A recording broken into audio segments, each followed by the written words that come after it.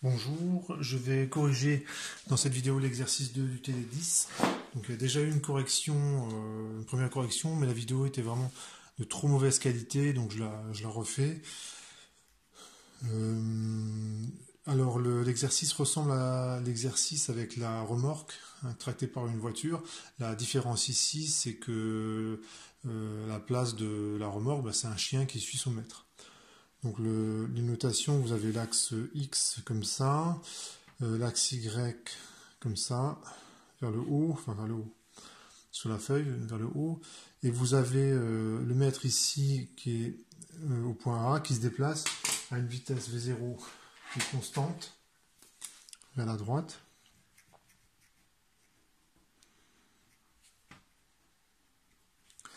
Et vous avez le chien qui, lui, va toujours en direction de son maître. Donc le chien, il est ici, et il va toujours en direction de son maître, c'est-à-dire de ceci.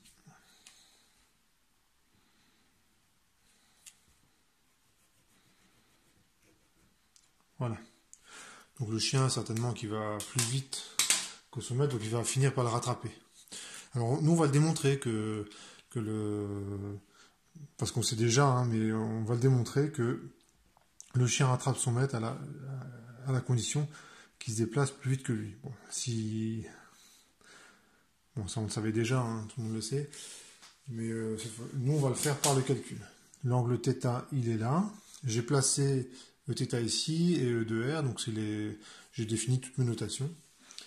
Et première question, on veut la vitesse relative du point M par rapport au point A. Hein, donc ça veut dire que c'est la vitesse qu'observe le maître, lorsque le maître observe son chien, et le maître il continue à se déplacer. Hein, donc pour l'exercice, pour la remorque, si vous l'avez déjà fait, c'est par exemple vous êtes à l'arrière de la voiture et vous regardez la remorque qui se déplace, donc vous êtes dans un référentiel mobile. Donc là c'est exactement la même chose. Et en fait, c'est les coordonnées cylindriques. Alors, quand dans le référentiel du mètre, il y a une vitesse suivant E de R, parce que le chien il rattrape son mètre, mais il y a aussi une vitesse suivant Eθ. C'est-à-dire que quand le mètre, bon, il faut une certaine souplesse, parce que s'il se déplace vers la droite, il faut qu'il regarde son chien qui est en train de le suivre. Il faut bien tourner la tête. Mais ce qu'il voit, c'est le chien, l'angle θ il bouge, donc il y a aussi une vitesse suivant Eθ. Donc il faut faire attention à ça, cette vitesse-là, c'est uniquement ce que verrait un observateur fixe. Donc il faudrait une autre personne qui regarde la scène, et cette personne, il faut qu'elle soit fixe, et cette personne-là, elle verrait la vitesse qui n'a qu'une composante suivant E de R. Mais si j'écris la vitesse relative du point M par rapport au point A, vous avez R point suivant E de R, vous avez R, donc c'est la distance entre le point A et le point M, donc c'est donné dans l'énoncé, vous avez Rθ point suivant Eθ. Et bon, j'écris Z point, mais il n'y a pas de déplacement vertical. Donc ça, hop, ça fait 0. Je m'en débarrasse tout de suite. Donc je réponds à la première question. Deuxième question. La vitesse du chien V par rapport au référentiel terrestre. Donc la vitesse du chien, c'est... Je peux l'écrire comme ça. Donc c'est par définition. Et j'utilise le fait que le vecteur OM, c'est le vecteur OA plus le vecteur AM. Donc ça, j'ai déjà ces coordonnées. Et ce vecteur-là, c'est simplement V0 suivant E de X. Alors là, c'est comme ça, ça ne me sera pas très utile parce que il faut que je projette ce vecteur, donc le vecteur E de X, suivant la base ER, Eθ, EZ. Hein, ce sera, comme ça, je pourrai continuer les calculs. Donc je fais rapidement, je refais le schéma un petit peu plus grand. Ça c'est E de R. Ça c'est Eθ. V0, il est comme ceci. Donc je fais du transport parallèle. Hein. Je fais du transport parallèle. Le vecteur V0 qui est initialement au point, au niveau du mètre, hop, je le déplace jusqu'en ce point-là. Et l'angle θ, il est là. Et quand je regarde les composantes du vecteur V0, suivant E de R, j'obtiens une grandeur qui est négative. Alors, quand je fais la projection, en fait, il faudrait que je prolonge l'axe. Donc on voit que, suivant E de R, j'ai une composante négative de la projection de V0, et c'est forcément un cosinus θ. Hein, vous avez remarqué que dans le schéma, j'ai pris θ assez petit, comme ça je ne confonds pas le cosinus et le sinus.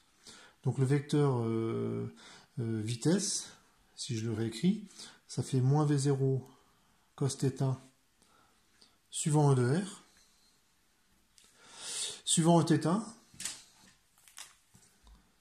donc là je projette suivant Eθ, donc on peut faire ce schéma-là.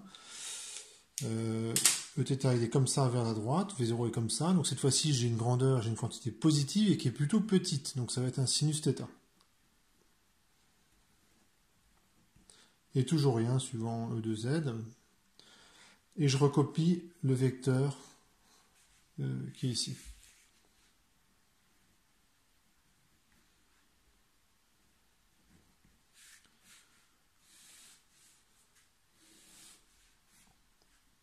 Alors, question 3. Il faut donner une autre expression de la vitesse du chien. Et cette fois-ci, c'est un observateur qui regarderait, qui est fixe et qui regarde le chien qui rattrape son maître. Et lui, ce qu'il voit, c'est que le chien se dirige toujours vers son maître. Donc ça fait un truc comme ça.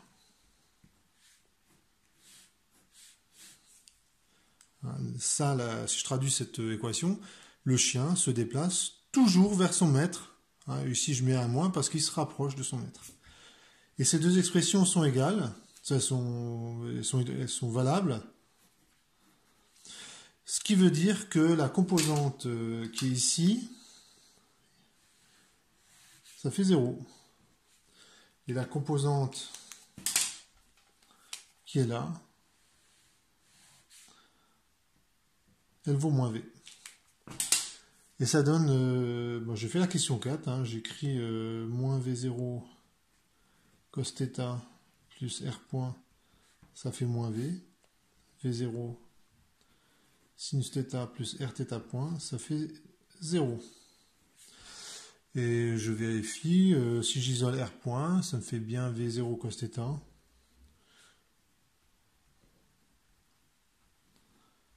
Moins V.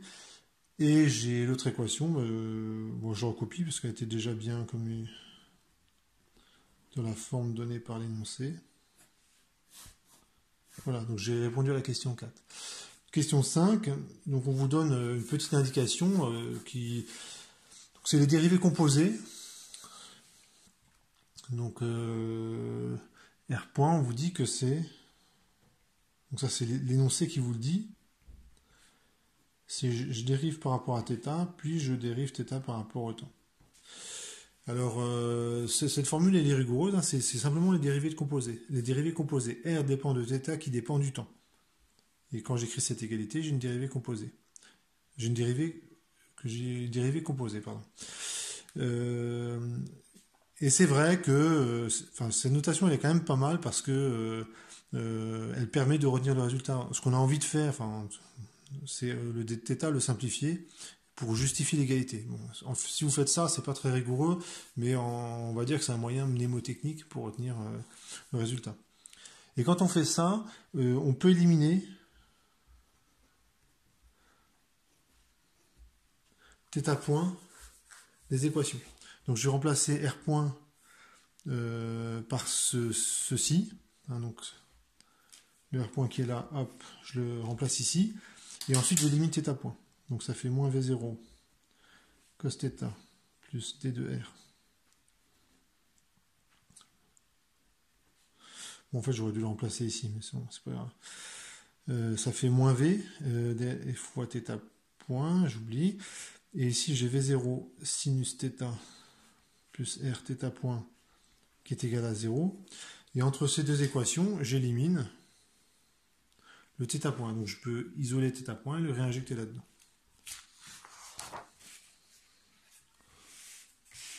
Voilà, donc je continue le calcul.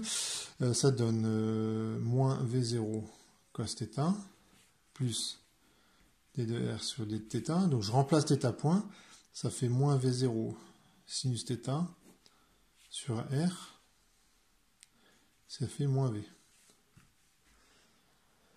Et je fais une éliminer θ point, donc j'ai répondu à la question 5 en fait. Bon, donc je vais encadrer ce résultat-là, ça c'est la réponse à la question 5.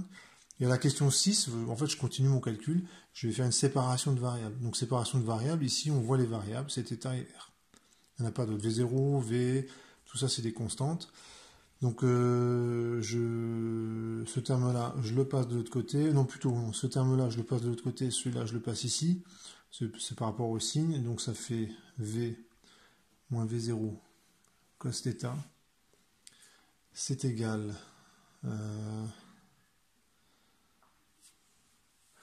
Je vérifie quand même qu'il n'y ait pas d'erreur. Oui, c'est ça. Hein. D de R sur D de θ, V0. Donc là, j'ai toujours pas ma séparation de variables, hein, parce que j'ai du R et du θ qui sont de ce côté-ci. Donc ce que je fais, c'est que ce d de θ, hop, je le mets à gauche. Le sinus θ, de nouveau aussi à gauche au dénominateur. Et ça donne d de θ fois 1 sur sinus θ, V sur V0 moins cos θ. Et ici, normalement, et du dr sur R. Je vérifie que j'ai pas fait d'erreur. Normalement, c'est bon.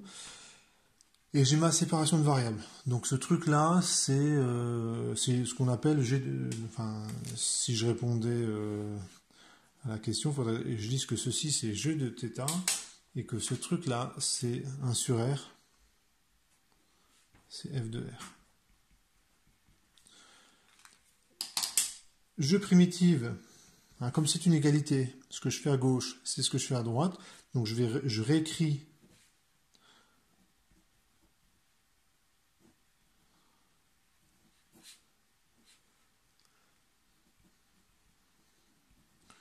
bon, je fais une petite modification.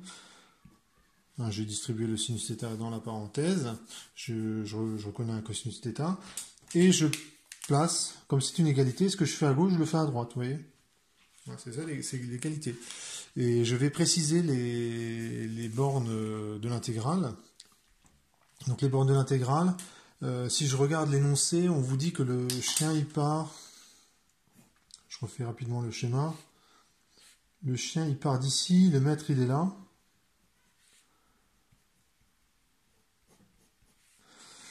et donc l'angle ici, θ, ça vaut pi sur 2 initialement. D'accord. Donc ici, je mets pi sur 2. C'est la valeur initiale de l'angle à l'instant initial. Et non, autant pour moi, c'est pas l'instant, c'est bien l'instant initial, mais la variable ici c'est petit r, et petit r quand on démarre, ça vaut d. Donc là, c'est juste la lecture d'énoncé. Hein, vous allez chercher dans l'énoncé les conditions initiales. Hein, donc c'est, en gros, ça c'est si vous savez lire correctement un énoncé. Vous avez ces informations. Dans l'état final, je mets petit r comme borne finale de l'intégrale, ce qui n'est pas très rigoureux, parce qu'il apparaît aussi dans l'intégrale. Et ici, je mets θ. Donc là aussi, même remarque, hein, c'est pas très rigoureux, mais tant pis. Et on vous donne dans l'énoncé un formulaire, on vous donne l'intégrale de 1 sur sinus θ et l'intégrale de 1 sur tangente θ. Donc une primitive de chacune de ces deux fonctions. Et ça donne, on met l'opérateur crochet. Le V sur V0, c'est un facteur multiplicatif, donc je le recopie tel quel. Et une primitive de sinus θ, de 1 sur sinus θ, c'est logarithme de tangente θ sur 2. Moins, et une primitive de 1 sur tangente θ, c'est logarithme de sinus θ. Et une primitive de 1 sur R, c'est logarithme de R. Et bien sûr, on n'oublie pas la constante. Donc, je vérifie juste qu'il n'y ait pas d'erreur. C'est logarithme de tangente θ sur 2, ça c'est bon. Moins logarithme de sinus θ. Normalement, j'ai pas fait d'erreur. La constante, en principe, elle aurait dû aussi apparaître. En fait, non, j'en ai pas besoin de la constante. Alors, c'est pas faux ce que j'ai écrit, mais vu comment j'ai démarré mon calcul, je connais les bornes de l'intégrale, donc je calcule ma primitive normalement. Je recopie les bornes de l'intégrale. Ah, donc ce que j'ai fait avant, c'était pas faux, mais simplement, comme on connaît les bornes de l'intégrale, on fait directement bien les choses. Je calcule cette grandeur pour θ, cette grandeur pour pi sur 2, et quand θ égale pi sur 2, ici ça fait pi sur 4, tangente de pi sur 4 c'est 1, logarithme de 1 c'est 0. Très bien. Sinus θ ça vaut 1, logarithme de 1 ça vaut 0. Donc en fait il reste... donc ça simplifie un peu.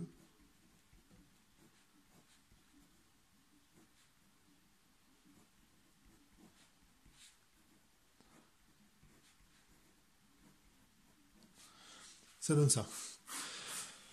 Et donc il me reste plus qu'à isoler des petits r, pardon, et normalement je devrais arriver à l'expression qui est dans l'énoncé. Alors j'utilise les propriétés des logs, hein, ce truc-là finit en exposant du tangente. Ensuite j'utilise le fait que la différence de logarithme, ça fait logarithme du quotient. Là c'est pareil, donc ça fait logarithme de 1 sur sinus θ fois tangente θ sur 2, ici c'est un fois, exposant V sur V0, donc là on voit se poindre les résultats qui est dans l'énoncé, donc tout va bien. Je prends l'exponentielle de cette expression et ça me donne petite réécriture.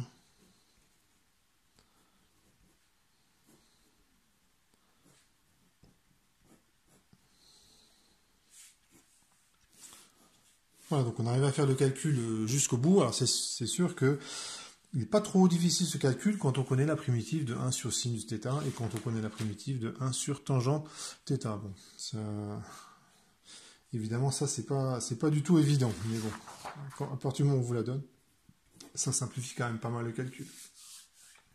Et la question, ça c'est le dernier résultat que j'ai obtenu. Et la question c'est le chien doit rattraper, on veut que le chien rattrape son maître. Donc lorsque le chien rattrape son maître,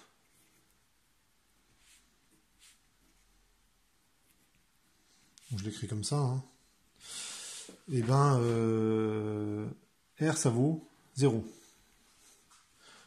Ça veut dire que lorsque R vaut 0, je peux reprendre les formules que j'ai obtenues, donc je reprends ce que j'ai déjà écrit, je regarde cette formule-là. Je suis à la question 4. Lorsque R vaut 0, ce truc-là est nul, et 0 est non nul, donc sinus θ est nul, donc θ, je sais qu'il vaut aussi 0. Donc lorsque le chien rattrape son maître, R égale à 0, ou plutôt je devrais dire R tend vers 0, et θ tend aussi vers 0. Les deux tendent vers 0. Et ben ce que je vais faire, c'est prendre un équivalent de cette expression. Un équivalent de cette expression, c'est un équivalent de sinus θ, c'est θ. Donc en mathématiques, un équivalent, je crois que c'est écrit comme ça. Bon, on va dire que c'est comme ça. Un équivalent de tangente θ sur 2, ben c'est θ sur 2, exposant V sur V0. Et donc finalement, il y a un facteur... bon, il ne m'intéresse pas trop, c'est une constante. Et j'ai V sur V0 moins 1. Et bien ce truc-là, il tend vers 0 à la seule condition, à la condition nécessaire et suffisante que V sur V0 moins 1 ce soit plus grand que 0. Donc R tend vers 0 lorsque θ tend vers 0 est équivalent à dire V sur V0 moins 1 strictement positif. Hein, en effet, si c'est, je peux le dire autrement, si ça c'était négatif, eh ben c'est comme enfin c'est pas forcément une hyperbole, mais ce serait comme l'effet serait le même, c'est-à-dire que ce truc-là ça tendrait vers l'infini lorsque θ tend vers 0. Et dès que cet exposant il est plus grand que 0, ben c'est bon. Hein, ça va tendre vers 0. Et ben j'ai ma condition que que tout le monde sait, hein. Le chien attrape son maître à la condition que le chien il se déplace plus rapidement que son maître. Bon. C'est vrai que faire tout ça pour arriver là, si cet exercice ne servait qu'à ça, on pourrait se dire que c'est pas très utile, hein, mais on va pouvoir continuer l'exercice et même donner le temps de mettre le chien pour attraper son maître. Donc j'ai répondu à la question 8, question 9. Alors on détermine une équation différentielle vérifiée par θ. Donc je vais recopier les résultats. Donc c'est d sur sinus θ, tangent θ sur 2, exposant v sur v0. J'ai que ça comme résultat. Ensuite j'ai r point égale v0 cos θ moins v, et rθ point plus v0 sinus θ égale à 0. Donc j'ai repris une partie des résultats. Normalement, j'ai recopié là les résultats vraiment essentiels de l'exercice. Je veux une équation différentielle en θ. Donc en fait, il suffit de faire ça, quoi. Si je remplace R là-dedans, il n'y a que du θ et j'ai mon équation différentielle. Donc finalement, j'ai d sur sinus θ tangente θ sur 2. Alors c'est le genre d'équation différentielle. A priori, vous savez pas, elle n'est pas linéaire, enfin elle est pas très sympathique cette équation différentielle.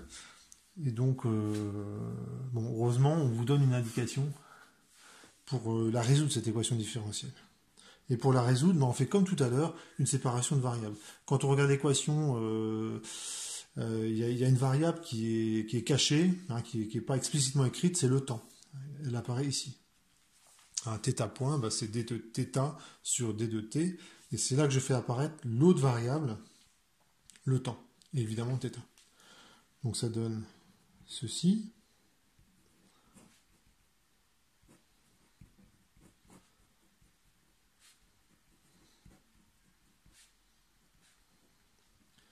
Et maintenant, le boulot, c'est t d'un côté, θ de l'autre.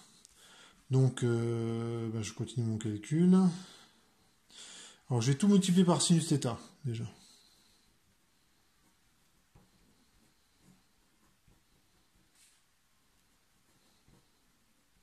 Par sinus θ. Et ce terme-là, je le passe en même temps. Je passe le V0 sinus θ de l'autre côté, je multiplie par sinus θ. Donc là, j'ai du sinus carré qui apparaît. Le d de t, hop, je le passe ici. Tout le reste, je le passe là. Donc on a d sur sinus carré de θ, tangente θ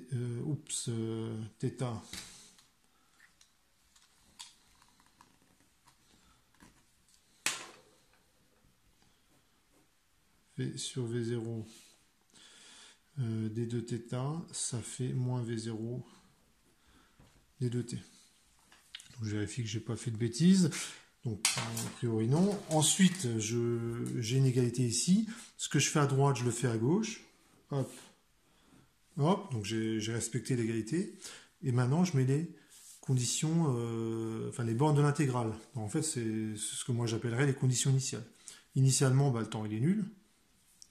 Que vos θ à l'instant initial, c'est pi sur 2. Donc j'ai les bornes initiales de l'intégrale. Les bornes finales, c'est θ et le temps. Et ensuite, je continue mon calcul. Une partie à droite, là, je le fais pas, c'est quand même vraiment simple. Et heureusement, on vous donne la primitive de ce truc-là. Hein, et entre 0 et pi sur 2. Alors, pour répondre à la question 10, hein, θ, il vaut 0 hein, lorsque le chien il a rattrapé son maître.